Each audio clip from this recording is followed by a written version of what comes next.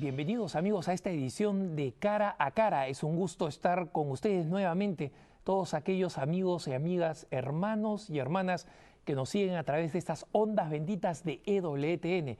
Soy Alejandro Bermúdez, estamos en Birmingham, Alabama, transmitiendo para todo el mundo que habla el español. Recientemente estuve revisando algunas noticias referidas a un debate que se está convirtiendo cada vez en más masivo, más popular. En Estados Unidos ya existe un estado, por lo menos, que ha legalizado la eutanasia. La eutanasia es un término en realidad eufemístico. Como saben ustedes, eufemismo en español significa cuando se utiliza una palabra supuestamente bonita para decir algo que puede ser más duro, ¿no? Es decir, de alguna manera oculta la realidad de lo que se quiere decir. Eutanasia supuestamente significa muerte bonita, muerte bella, muerte dulce. Y significa básicamente acabar con la vida de un ser humano, especialmente cuando este ser humano se encuentra en un estado o terminal o ya demasiado anciano. El tema para muchos es teórico. ¿Se debe legalizar o no se debe legalizar? ¿Cuáles son los criterios que hay que tener en cuenta? ¿No resulta más práctico, no resulta más cómodo, no resulta mejor, no resulta más compasivo acabar con la vida de alguien, especialmente si ese alguien quiere acabar con su propia vida? Para quien les habla, ese tema no es un tema puramente teórico, fue un tema práctico y un tema muy duro. En el lapso de 2 años perdí una hermana menor de cáncer y perdí a mi padre también 2 años después de la muerte de mi hermana de cáncer. Y ambos en consecuencia fueron personas que tuvieron enfermedades terminales, personas que necesitaron de un tratamiento especial, personas que en un momento determinado ya no tenían ninguna esperanza científica de vida y en consecuencia personas a las cuales había que aplicarles un tratamiento más bien paliativo, es decir, para aliviar los dolores. Y en medio de los dolores y de las dificultades, la pregunta constante era, ¿qué es mejor? ¿No sería mejor ya facilitar las cosas y acabar con esto y dejarlos morir o en algunos casos facilitarles la muerte? Y estos son temas que muchos de nosotros enfrentamos, son temas que muchos de nosotros tenemos que ver cotidianamente, ya no en tema de la legislación, ya no en tema de cómo se aplica la ley, ya no el tema de cómo se aplica técnicamente en los hospitales según las decisiones que puedan o no tomar determinados doctores o determinados políticos. Son temas que tocan a nuestra vida, porque a veces en nuestro propio seno de la familia, tal vez tú que nos estás viendo, tienes a alguien que está en un estado terminal, tienes a alguien que está en un estado prolongado de sufrimiento por distintas enfermedades que son degenerativas, pero que pueden en muchos casos ser extremadamente lentas y establecer interrogantes. ¿Está bien que esta persona sufra? ¿Está bien que esta persona se prolongue de esta forma? ¿No sería mejor eliminarla? ¿No sería mejor ser compasivos y proporcionarle la eutanasia, una muerte dulce, una muerte bella? La eutanasia pues no es un tema teórico, no es un tema puramente político, aunque muchos de los políticos lo están tomando y lo están debatiendo. No solamente en Estados Unidos, en México, por ejemplo, sabemos que ya existen propuestas de ley en Argentina, en Brasil. En distintos países este tema está siendo debatido, está siendo discutido y está siendo presentado. Y esa es la razón por la cual vale la pena abordar este tema. Uno de nuestros invitados favoritos ha sido el padre Alfredo Cioffi. Él es un especialista en teología moral, como recordarán ustedes cuando lo hemos tenido aquí en un programa anterior. Es especialista también en genética y en consecuencia, además de ser un sacerdote moralista, es un científico de mucha valía. A él hemos invitado para que responda a estas preguntas cruciales sobre el fin de la vida, sobre qué es lo correcto, cómo se debe hacer, cuándo se debe hacer, qué nos enseña la Iglesia y qué nos enseña la ciencia. Volvemos después del corte entonces con el padre Alfredo Cioffi, cara a cara. Ya volvemos.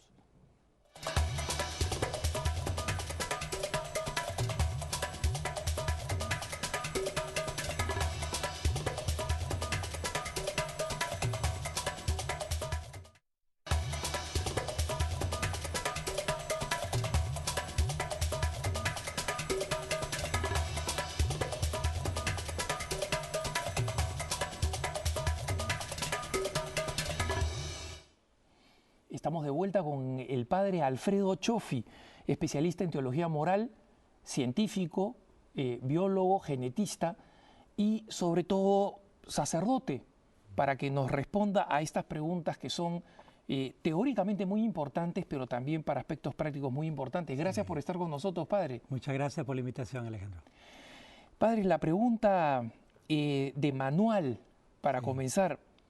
¿Qué cosa es la eutanasia y de dónde surge este término y este concepto, especialmente en los últimos años o en las últimas décadas, ¿no? Sí, bueno, sabemos el origen de la palabra, la etimología de la palabra es una palabra compuesta latina, eutanatos, thanatos referente a la muerte, y una muerte buena o verdadera en su traducción original, la verdadera muerte, que sería como una muerte ideal, una transición pacífica, ¿no?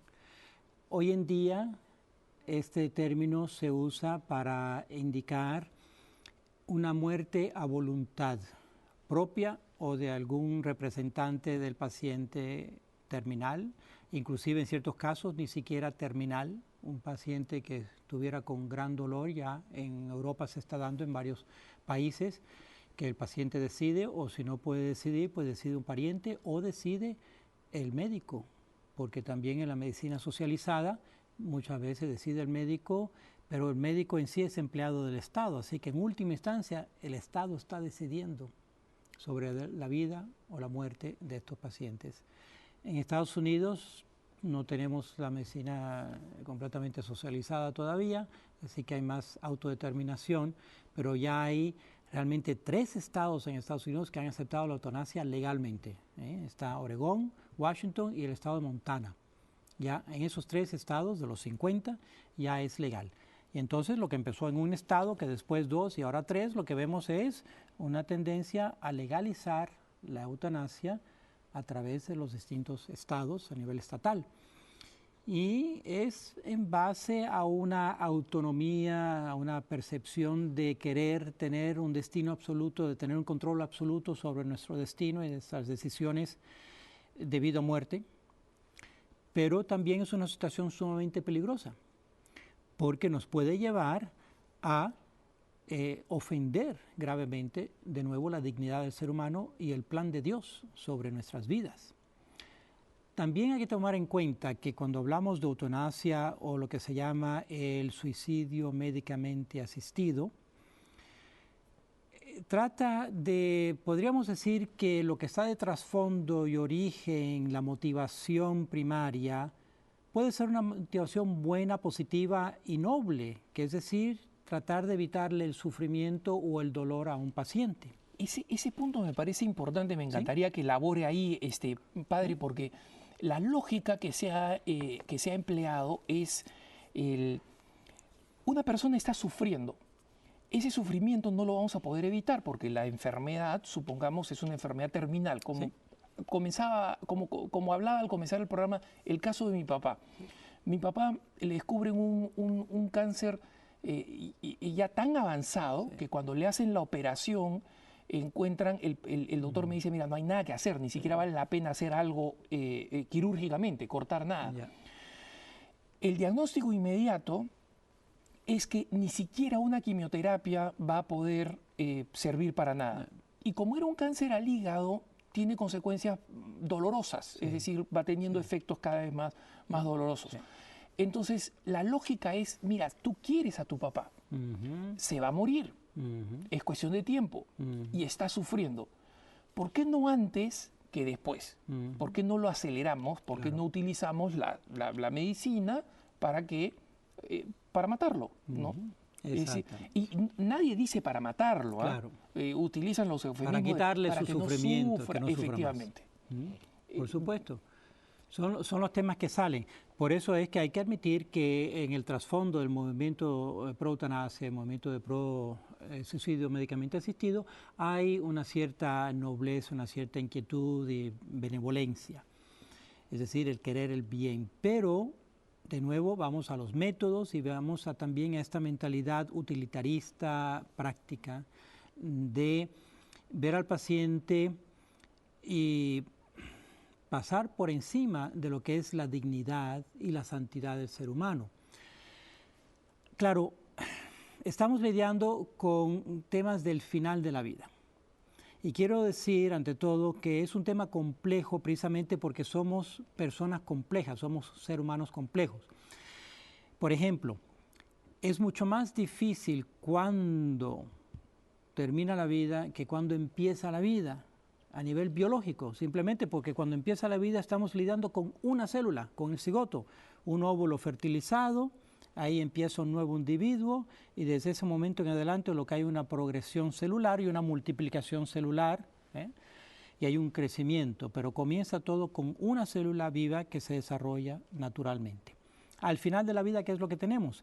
Trillones y trillones de células, con una docena de sistemas distintos, sistema nervioso, sistema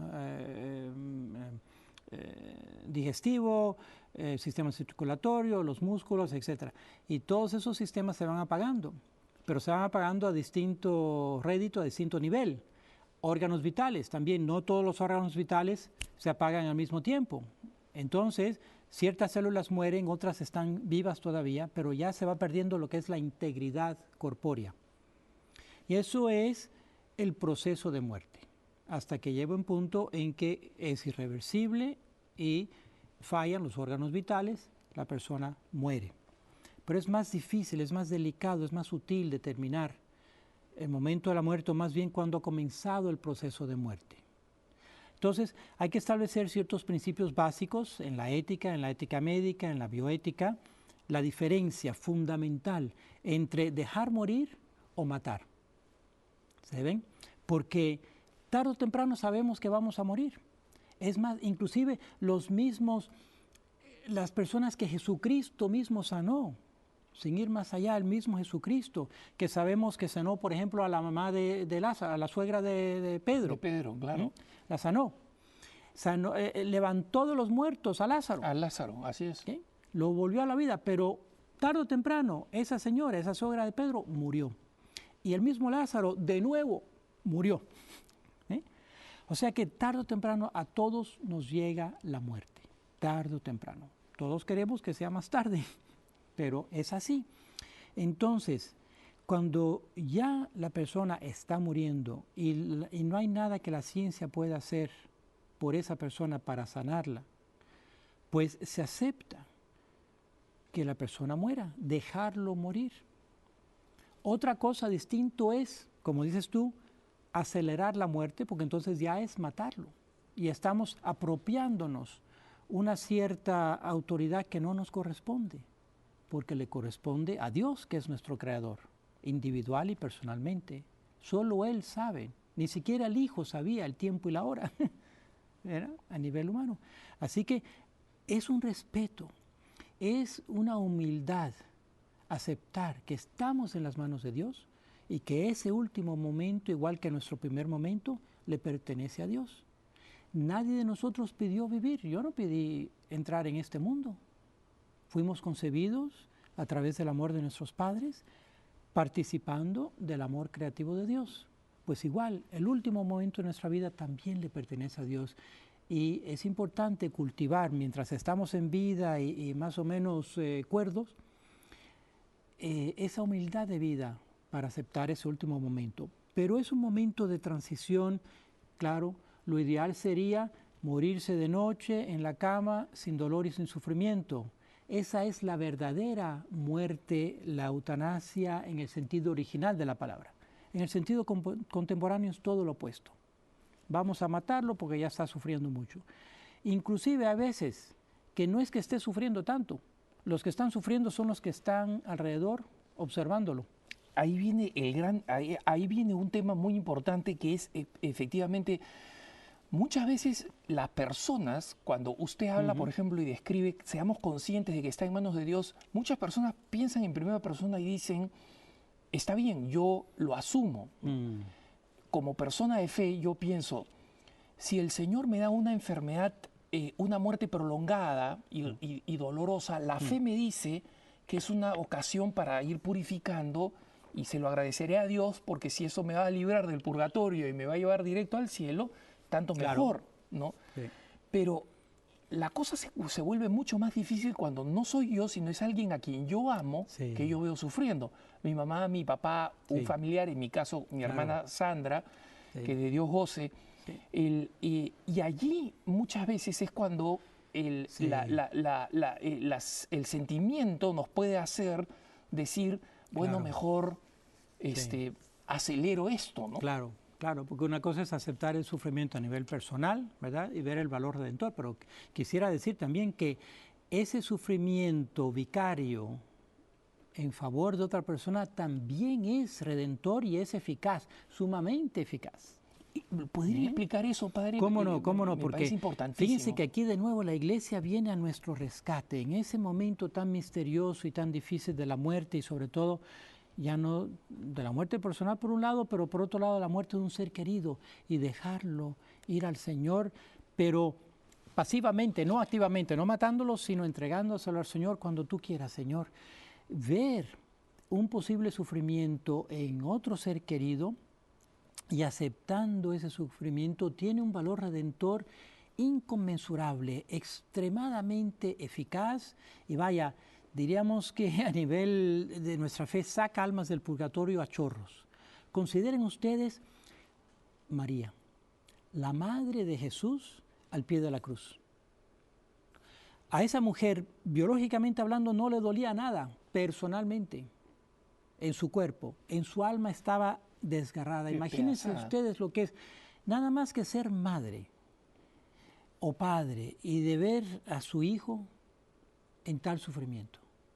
Ahora mucho más la compenetración tan profunda que existía entre la madre y el hijo.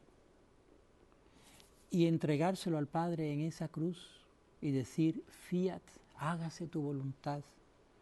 Qué sacrificio tan supremo. De alguna forma, digamos que a nivel humano realmente la madre no entendía aquello intelectualmente o lógicamente, pero a nivel de fe, ella intuyó, al igual que el momento de la concepción, de la encarnación, que esto era el plan de Dios, era el plan de Dios. Y por lo tanto, fiat, hágase tu voluntad. Y entregando a ese hijo en la cruz, ¿qué tenemos? La redención de todo el género humano, pasado, presente y futuro, hasta el último ser humano que existe en esta tierra. Y fíjense, podríamos decir, la madre, cuánto amor le tuvo Dios Trino a la madre, a María. Y en cierta forma podríamos pensar, bueno, si la madre le hubiera pedido al Padre en ese momento, Señor, que no sea de esta forma, yo sé que mi hijo tarde o temprano tiene que morir, pero esto no. De repente se lo concedía. ¿Qué pasa? Perdemos el plan de salvación, de redención para el mundo entero, para toda la humanidad. Y sin embargo, María tiene esa generosidad de ponerse, de encomendarse en las manos de Dios. Así que la fe nos da un tesoro muy grande para lidiar con ese paso misterioso y que puede ser muy amargo del final de la vida.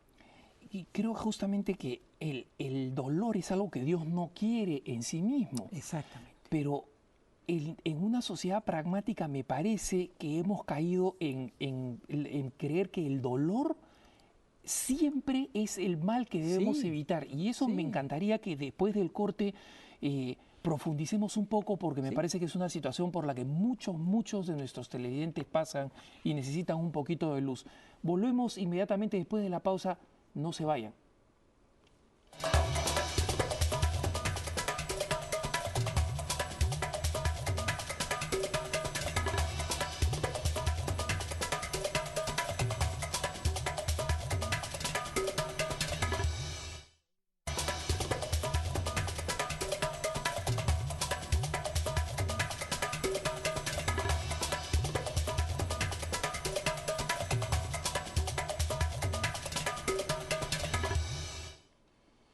Estamos de vuelta en Cara a Cara con el padre Alfredo Cioffi, hablando de un tema sumamente importante que va más allá de lo teórico, y le agradezco mucho por las palabras, padre, sobre todo este tema del fin de la vida y del fin de la vida de personas que nosotros queremos.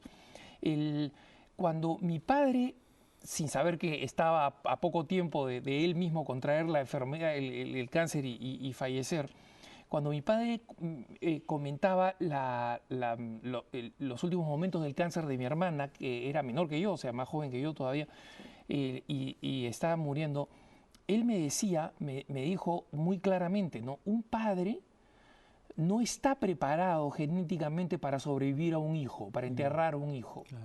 Y mi mamá me lo dijo en un momento distinto, sin haber escuchado a mi padre con palabras distintas, pero exactamente el mismo concepto, ¿no? Entonces, efectivamente hay circunstancias en las que uno diría, mira, el dolor no me preocupa en mí, pero sí me preocupa y me parece un mal inaceptable en alguien que yo amo. Entonces, mal que bien, existe esta fobia al dolor de lo que estábamos hablando un poco antes de irnos al corte. Me gustaría que explicara un poquito sobre esto. ¿Cómo padre? no? Basta mirar un poco la sociedad que nos circunda y vemos que hay como una cierta alergia, una fobia a todo lo que es dolor, inconveniencia. Es que la misma economía gira alrededor de hacer nuestras vidas cada vez más cómoda y placentera. Y entonces cuando se presenta alguna adversidad, nos incomoda, lo rechazamos, no lo queremos aceptar. Más aún cuando se trata de un dolor físico, fisiológico o psicológico, causa mucha molestia y entonces tratamos de eliminar eso de cualquier forma. También quisiera hacer una distinción entre lo que es dolor y lo que es sufrimiento, porque no son necesariamente la misma cosa y muchas veces las personas la confunden. Dolor y sufrimiento. Exacto. Ahí está, a ver, interesante, ¿Sí? interesante. Porque mira, por un lado hay dolor, pero puede haber dolor sin sufrimiento y viceversa. Ya me intrigó, padre, ya me intrigó. ¿Sí? A ver, Claro. a ver. Mira, te lo digo sinceramente, hace un par de semanas apenas yo me tuve que hacer una cirugía de la próstata porque me habían descubierto cáncer en la próstata. ¿Okay? Entonces había que sacar la próstata. Hubo dolor en esa operación, no durante la operación porque estaba anestesiado, pero después cuando se va la anestesia y más que lo hicieron robótico, laparoscópico, me metieron instrumentos por allá adentro en el abdomen y después a los días comenzó el dolor. Y había dolor físico, fisiológico, pero no sufrimiento, más bien lo que había en mi corazón es alegría y gozo porque lograron extirpar la próstata cuando el cáncer estaba completamente contenido y no se había regado. Así que a través de esa operación me salvaron la vida. Había dolor, pero no sufrimiento. Por otro lado, puede haber sufrimiento y no dolor, precisamente cuando vemos el dolor de otra persona, de un ser querido. Las personas que me vieron a mí en ese estado, sobre todo mi hermano que vino de Washington y se pasó unos días conmigo durante la operación y después, pues él sufrió de verme en ese estado. ¿Qué le va a pasar a mi hermano? ¿Cómo va a salir esta operación? Exactamente. Y a él no lo estaban operando. Exacto. Él físicamente estaba campana, no tenía ningún dolor, pero tenía sufrimiento. Así que no son necesariamente la misma cosa. Y sin embargo, muchas veces, ya sea en la medicina como en el ámbito normal del coloquio popular, se intercambian dolor y sufrimiento y se usa uno por el otro. Pero hay que tener cuidado porque tenemos más control. A nivel clínico hay más control sobre el dolor. Y el dolor ha llegado a un punto que con los analgésicos prácticamente se puede eliminar el dolor. Tiene ciertas consecuencias, por supuesto, ciertas consecuencias fisiológicas y hasta psicológicas, porque ya se pasa al ámbito del uso de la morfina, por ejemplo, que va apagando el cerebro. Pero si hay un dolor grande en el paciente, ese dolor se puede administrar clínicamente. Sufrimiento es otra cosa. Y sufrimiento ya enlaza el ámbito espiritual de la persona. O sea, que digamos que el sufrimiento es algo prácticamente exclusivamente humano, digamos así. Porque sí, como tal, sí. Y hasta cierta forma, un cierto privilegio que tenemos. Ahora, cuando hay una base de fe, el sufrimiento no solamente es llevadero, sino que hasta tiene esa capacidad redentora y tiene un significado y un simbolismo tremendo, y eso sale precisamente del documento de la eutanasia de la Congregación de la Doctrina de la Fe, creo que fue en el 87, cuando estaba comenzando este movimiento de la eutanasia, y una declaración sobre la eutanasia de la Doctrina de la Fe, y ahí habla. Es un documento finito, chiquitico, que está en el internet de gratis, por cierto. Todos los documentos de la iglesia están de gratis en el internet, en cualquier idioma que uno quiera. Pero ahí le dedica una buena sección al valor redentor del sufrimiento, como caso extremo, ¿verdad? Cuando ya no se puede evitar, tiene un valor redentor, lo cual al paciente le puede traer una paz tremenda, porque yo lo he visto. He visto la diferencia en pacientes. En 25 años de sacerdocio, pues he visitado muchos hospitales, he visto muchos pacientes terminales, lidiando con la familia también, en las amistades, ayudándole a aceptar esta condición cuando ya la medicina no puede hacer nada. Y entonces vemos la gran diferencia entre una persona que tiene fe y una persona que no tiene fe. Porque entonces con la persona que no ha logrado o no se ha preocupado por desarrollar su fe, viene a la desesperación, porque es un sinsentido, mientras que la persona de fe puede canalizar esa energía de sufrimiento a un bien, y a un bien grande. ¿Cuántas veces, padre, efectivamente las personas nos podemos llevar demasiado por lo que vemos, ¿no? Por lo que vemos y por la sensibilidad, por la impresión? Hay un caso que usted me ha traído a la memoria ahora, que hablaba de la diferencia entre tener fe y no tener fe. Yo conozco una pareja de esposos, una pareja maravillosa, profundamente católicos. Se casaron, estuvieron de novio, fueron ambos los primeros novios de uno o del otro. A los 18 años se casaron, a los 20, ¿no? Y a los 60 años, después de 40 años de casados, ella tuvo cáncer. Batalló durante mucho tiempo con el cáncer, con distintos tratamientos, hasta que finalmente los dos de muchísima fe. Uno de los hijos, una persona educada en la fe por los padres, etcétera, pero que digamos, perseveró en su fe, de ir a misa uno que otro domingo, pero en realidad no una persona profundizado. ¿no? Así es.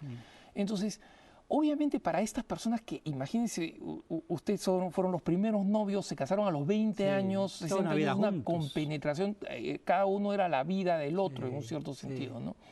Y la muerte de Donny, digo su nombre porque me parece una persona ejemplar y creo que el Señor ha tenido extraordinaria misericordia por el testimonio.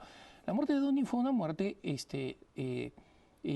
dolorosa, ¿no? Pero ella dio instrucciones bien claras de cómo su muerte tenía que ser una muerte católica, en el sentido que si el Señor, utilizando los medios totalmente normales, naturales, pero si el Señor quería que ella durante un tiempo estuviera purificando, porque así es como ella lo pensaba, que así fuera.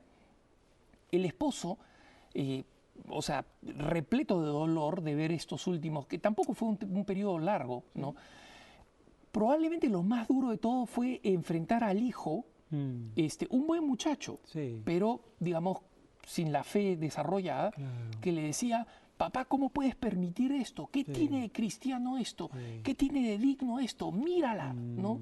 Mírala cómo está, porque ella obviamente no estaba en la plenitud de la conciencia, estaba sollozando con algunas expresiones tal vez de incomodidad, de dolor, ¿no? De malestar. Y obviamente al dolor de este amigo mío de ver a la esposa en sus últimos momentos, lidiar con el hijo, y él mismo decía: no sé qué decirle a mi hijo para que comprenda que hay o sea, que esto es bueno, que es feo, pero es bueno, tiene un ¿no? valor, Entonces, tiene un gran valor. Me gustaría, en su experiencia de sacerdote, que ha visto ha tenido que asistir a tantas personas partir de este mundo, ¿cómo explicarle a alguien que lo visible que puede parecer feo no significa que porque sea feo es malo, ¿no? La Iglesia también nos da gran pauta realmente, y la Iglesia es maternal. Es decir, que la Iglesia se preocupa por sus hijos, por nosotros, los feligreses, y no pide lo imposible. Tenemos que decir también, de partir de base, que la Iglesia no pide siempre ese sacrificio, sobre todo cuando es una cosa dolorosa, extrema. La Iglesia lo considera heroico, pero no lo exige como tal. Es decir, que cualquier persona que está en dolor o sufrimiento tiene derecho moral de apaciguar ese dolor o sufrimiento con los analgésicos, que típicamente, como decía, se usa la morfina. Entonces, ¿qué pasa? Que la morfina tiene el efecto secundario negativo que va apagando las células, las neuronas del cerebro, sobre todo, irreversiblemente. Pero ya se considera que ha entrado el proceso de muerte y se está tratando de administrar ese dolor. El paciente puede decidir o no usarla o usar menos, etcétera. Y entonces la Iglesia considera eso un acto heroico que tiene gran valor redentor, pero no lo exige estrictamente hablando. Claro, mi padre, por ejemplo, no estaba consciente ya cuando estaba en el último momento de agonizar, y el doctor me preguntó, mira, tiene muchísima incomodidad, entonces yo pedí que le aplicaran la morfina para aliviar el dolor. Siempre con esa meta. Así es. De aliviar el dolor. Exclusivamente para aliviar el dolor. Y el doctor, que era un hombre de fe, gracias a Dios, porque ya entramos en la fase paliativa, ¿no? Y entonces yo dije, como eso es paliativo, tiene que ser un médico católico que entienda mi lenguaje y el de mi papá, ¿no? Entonces, que lo respete por lo menos. Así es. Así es. Y es así, entonces se trata de aliviar ese dolor. Distinto es darle la sobredosis, que ya entonces pasa más allá, cruza esa frontera, ese límite de ser la administración del dolor a matar al paciente. Y ahí es donde está el punto crítico, que a veces es sutil y requiere la experiencia clínica de saber dónde está el límite. A largo plazo sabemos que esa morfina le está disminuyendo su vida, pero la persona morirá antes de que la morfina en sí se lo lleve, porque ya ha entrado su fase terminal. Entonces, lo ideal es que haya un diálogo muy profundo, muy honesto y muy verdadero entre los familiares, si el paciente está inconsciente, o el paciente mismo si está consciente, pero si no, los familiares y el equipo médico, para que se entiendan qué es lo que se está pidiendo.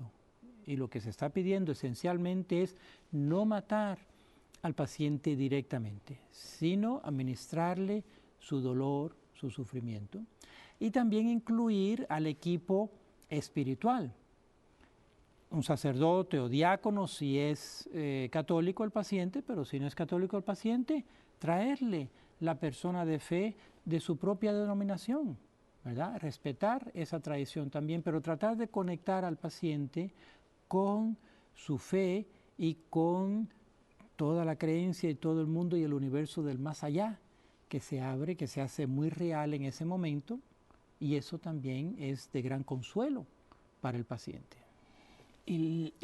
Padre, existen muchas especies de supersticiones en el tema del fin de la vida, entre ellas que no es bueno hacerle saber a la persona que se va a morir, no traerle al sacerdote porque se puede asustar. Tenemos mala fama. Nos ven caminar por el pasillo y dicen, oh, ahí viene la hermana muerte, el hermano muerte. Efectivamente, en el mejor de los casos, cuando uno dice que está llegando pues el buitre o los gallinazos, como dicen en el Perú, no lo asomes por aquí porque se muere de plano. Frente a eso, ¿qué hay que decir desde la perspectiva de la fe? Sí, son percepciones, ¿verdad? Por supuesto, yo no entiendo esas cosas también, pero en mi experiencia, tarde o temprano hay alguien o un familiar o una amistad que está más sintonizado con el verdadero beneficio de la presencia de una figura religiosa en esos últimos momentos. Y entonces a través de esa persona se puede trabajar con los demás familiares y amistades de abrirse a la influencia positiva. Mira, un caso personal, aquí ustedes me ven, soy sacerdote católico, apostólico, romano, y sigo las enseñanzas de la iglesia, por supuesto, y todo, y sin embargo estoy usando una camisa clerical blanca. Lo hago a propósito, porque realmente considero que somos hijos de la resurrección, es un símbolo, somos hijos de la resurrección. Y mi experiencia es que es más fácil para nosotros y para nuestra feligresía vivir la Cuaresma que vivir la Pascua de Resurrección. Como que nos gusta más andar en el dolor, y es más fácil andar en el dolor que andar como hijos de la resurrección, en la vida nueva. Y entonces, sí, es una cosa simbólica, un detallito, pero tiene su significado que yo creo... Su valor de enseñanza. Claro. Exactamente, que somos llamados a realmente que nuestra patria es la vida eterna, estamos aquí de paso. Y muchas veces eso sucede en el contexto de las familias, con personas que sufren, que no necesariamente están muriendo. Este tema también me gustaría tocarlo tan pronto volvamos de la pausa, padre, porque creo que muchos televidentes pasan por esas situaciones hoy en día, ¿no? Volvemos con el padre Alfredo Cioffi. No se vayan, estamos en Cara a Cara.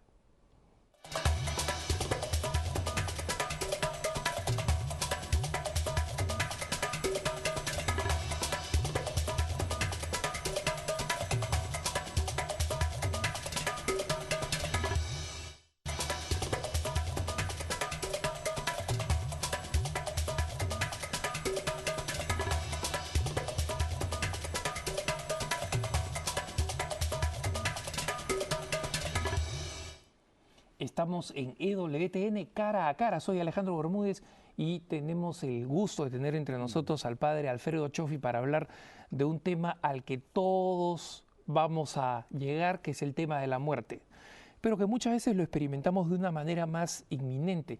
Usted nos ha hecho algunas reflexiones muy importantes y muy alentadoras, padre, para personas que están con personas cercanas a la muerte. Pero hay dos temas que me gustaría tocar, que son dos temas distintos. Se los menciono para que no nos olvidemos. Uno es el caso de las personas que desean la muerte para sí. Hay esta película famosa Mar Adentro, que fue incluso candidata al Oscar, que se hizo en España, en base a un caso real, a una persona tetrapléjica que él pidió morir, que tuvo un accidente, una persona joven, y todo el tiempo fue un abogado de la eutanasia, de dejarlo morir. Sí. No tenía ningún tipo de enfermedad terminal, simplemente no tenía control sobre el resto de su cuerpo y decía, esta vida no vale la pena. ¿Qué decirle a una persona que dice, porque tengo todas estas discapacidades, porque estoy limitada de esta forma, yo creo que deberían dejarme morir porque quiero morir? Sí, interesante que ahora sale el tema en esa película. Desgraciadamente no es original tampoco, porque hubo un caso en Estados Unidos hace años que se filmó, dicho sea de paso, en parte en Miami, donde yo vivo, que se llamaba Absence of Malice.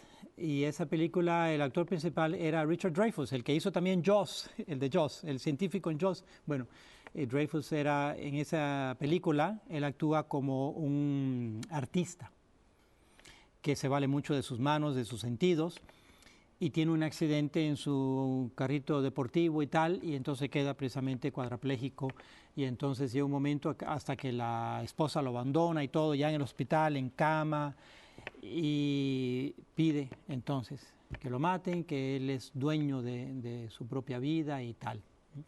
Así que el tema recurre y recurre en las distintas sociedades contemporáneas. Pero está, de nuevo, todo el aspecto de la dignidad del ser humano, y que no tenemos una autonomía absoluta sobre nosotros. Si vamos al origen de nuestra vida, nadie de nosotros pidió vivir. La vida se nos regaló, nos fue dada. Y entonces se nos fue dada para una mayordomía sobre esta vida, no para un dominio absoluto, porque la persona que considere que tiene dominio absoluto sobre su vida va a quedar frustrada tarde o temprano, con nosotros mismos y con las personas que nos rodean. Frustrado, frustrado, frustrado, porque no tenemos control total, absoluto de nuestra vida. Y en el momento de la muerte, menos aún. Nadie de nosotros sabe cómo va a morir. En manos de quién vamos a estar, si nos van a cuidar o no nos van a cuidar, si nos van a limpiar o no. Así que ya conviene desde ahora ir desarrollando esa humildad de corazón y esa aceptación de que estamos en manos de los demás y en última instancia en manos de Dios. pero que nuestra patria no es aquí, conectando con lo que hablábamos antes, sino que estamos de paso. Y entonces, en ese momento, es muy importante lo que nosotros creamos, lo que creemos que viene en la tumba después de la muerte. Yo esto lo he dicho y lo uso mucho en los funerales, honestamente, porque les digo, miren, estamos aquí porque este difunto nos ha reunido aquí, ¿verdad? Pero esta misa de funeral que es ofrecida por este difunto no es solamente para el difunto, es para nosotros también que estamos vivos todavía, que no hemos llegado todavía al ataúd, pero que tarde o temprano estaremos ahí. ¿Cómo estamos nosotros ahora en este momento con nuestra fe? Porque en el último momento, todo lo que hayamos hecho o dejado de hacer se queda aquí. Y es nuestra fe la que nos permite tener una esperanza en la vida eterna. Y entonces cambia el panorama si somos personas de esperanza. Y yo lo he visto tanto también en los velorios, sobre todo. Cuando entro a un velorio, si hay un ambiente de fe o si no hay un ambiente de fe. Cuando no hay un ambiente de fe, hay una desesperación, un sinsentido, no se lo pueden explicar. Todo lo bueno que fue, todo lo grande que logró. Y más aún cuando es una persona joven, que es una muerte prematura.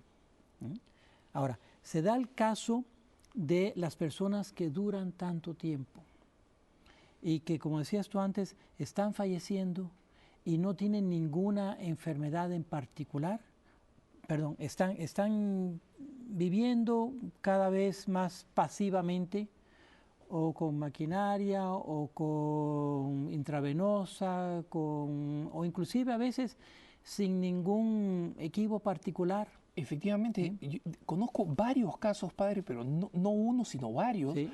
de personas que tienen a familiares ancianos, Sí. muy ancianos, Sí. Y que están completamente inconscientes. Sí. Y en algunos de estos casos ni siquiera reciben algún tipo de asistencia que no sea nutrición. Ujú, Y, ujú.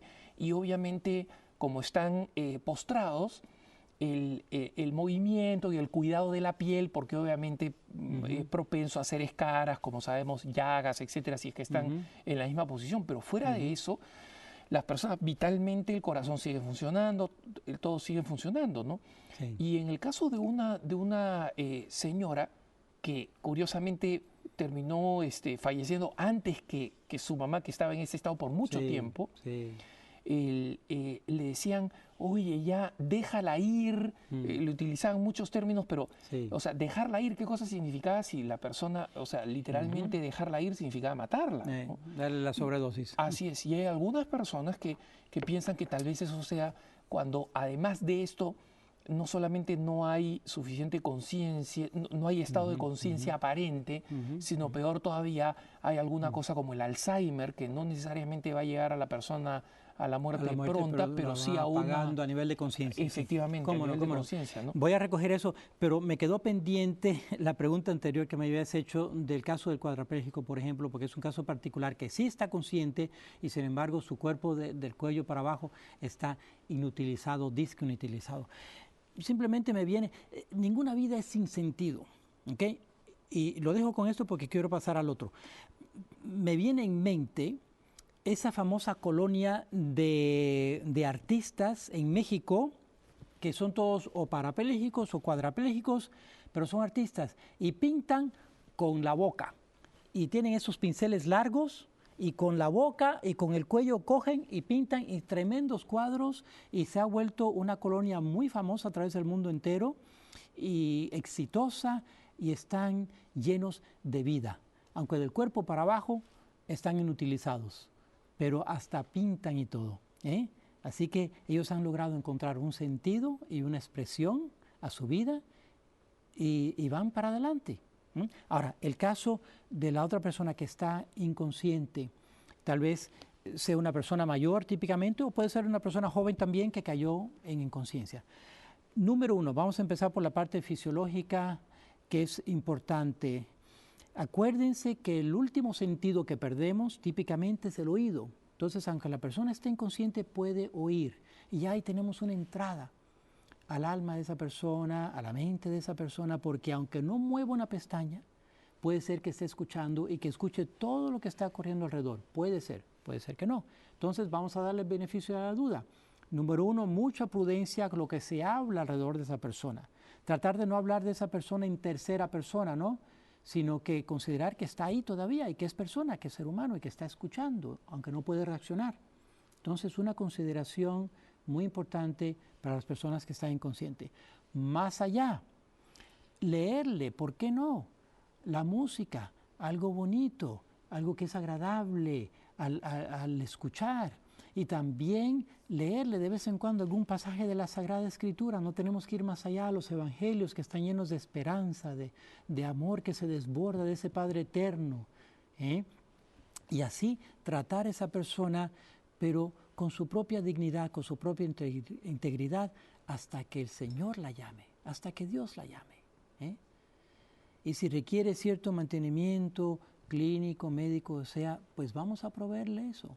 Ya llega un momento en que no se puede hacer nada por la persona clínicamente, pero siempre se le puede dar amor, cariño, limpieza, higiene, protección de los elementos, confort. Todo eso moralmente obliga, porque es cuidado, no es tratamiento, sino que es cuidado. Y el cuidado humano siempre obliga. Dios quiera que nadie tenga que morir solo en esta vida. Inclusive tenemos el ejemplo ya drástico de la Madre Teresa, que salía a las calles de Calcuta a recoger cadáveres y los moribundos para darle simplemente, no sanar a nadie, sino simplemente darle una muerte digna. De ser humano. De ser humano. De lo más básico, ¿no? De que esa persona muriendo se sienta amado, considerado, ¿verdad? Limpio, etcétera. Y es un gran tesoro. Y en la medida posible traer también al sacerdote, al diácono, una persona que pueda llevar a esa persona en los últimos momentos de su vida a la fe y a una fe más grande todavía. Ese es un tema importante, porque en mi experiencia también con la muerte de mi hermana, como le decía fuera de cámara, padre, fue distinta que la de mi padre. La de mi padre fue con mucha fe, ¿no? La de mi hermana fue más bien un retorno ya hacia el final, ¿no? Ella había abandonado la fe en la práctica, pero siempre tenía un eco, porque, por ejemplo, me llamaba de la nada y me decía, hermanito, mira, esta persona está sufriendo o está pasando esto, por favor reza por ella. Ella de alguna manera sentía que ella no podía rezar, pero decía, mi hermano es el hermano consagrado, lo llamo y le pido que rece. Entonces, estos signos siempre eran para mí un aliento de que en ella había la conciencia. La semillita estaba ahí. Así es. Pero ella falleció en Barcelona, en un ambiente muy secularizado, donde mi madre trató de buscar asistencia espiritual. No la consiguió, le dieron largas, ¿no? Y en cambio mi hermano Sergio, ya dije su nombre, no sé si le encantará que lo mencione, pero mi hermano menor fue el que salió activamente a buscar un sacerdote, y ese acto de esfuerzo supremo para asegurarse de que, mira, a esta hermana yo, como buen hermano menor, pues la he vuelto loca. Cuando éramos chiquitos la fastidiaba, le jalaba el pelo, etcétera, etcétera. Siempre, si yo quiero tener la conciencia tranquila, yo tengo que asegurarme que ella se va al cielo. Y mi hermano consiguió un sacerdote que le dio la asistencia en conciencia y recibió todos los...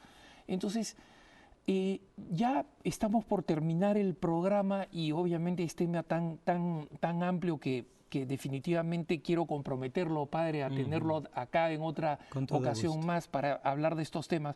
Pero me gustaría, en su experiencia sacerdotal, unas palabras ya finales de aliento para todos aquellos que están lidiando con la cercanía de la muerte, ya sea en ellos o en personas cercanas, amadas, y la importancia de pensar en lo que se viene más que en lo que se ve, ¿no? Yo creo que una gran virtud a promover en este momento es la humildad de corazón, de saber que no somos autores autónomos de nuestra vida, de nuestra existencia, sino que le pertenecemos a Dios. ¿Y a quién más pertenecerle Qué gran tesoro que le pertenecemos a Dios y no al dinero, a las posesiones, a la fama, a lo que hayamos hecho o dejado de hacer, sino que Dios, que es nuestro origen y es nuestro destino porque somos su imagen, es el que determina los momentos básicos y críticos de nuestra vida. Entregarnos en sus manos, tener esa docilidad de traer a Dios a colación en ese momento que nos ama profundamente, profundamente, mucho más de lo que nos podamos imaginar. Y traer a Dios en ese momento, un momento de fe, un momento de oración, un momento de esperanza, un momento de unión familiar, para que esa persona, ese ser querido, pueda morir en paz espiritual. Y por el lado clínico, por el lado médico, lo que la medicina puede hacer de bien, de mantener a esa persona confortable, bendito sea. Pero sabiendo que nuestra fe es nuestro gran aliciente en esos momentos de la vida. Padre, muchísimas gracias, le agradezco de todo corazón, como alguien que ha pasado por eso y que sabe que va a tener que pasar, porque todos tenemos seres amados que están pasando los años, todos sabemos que también vamos a terminar dando cuenta de nuestra vida. Y le agradezco por las palabras, le agradezco a todos ustedes que nos han acompañado en este programa. Hemos podido hablar con el padre Alfredo Cioffi, ya lo hemos comprometido para que podamos abordar estos temas tan importantes en el futuro. Los dejo en compañía de EWTN y la mejor programación. Dios los bendiga y hasta la próxima con Cara a Cara.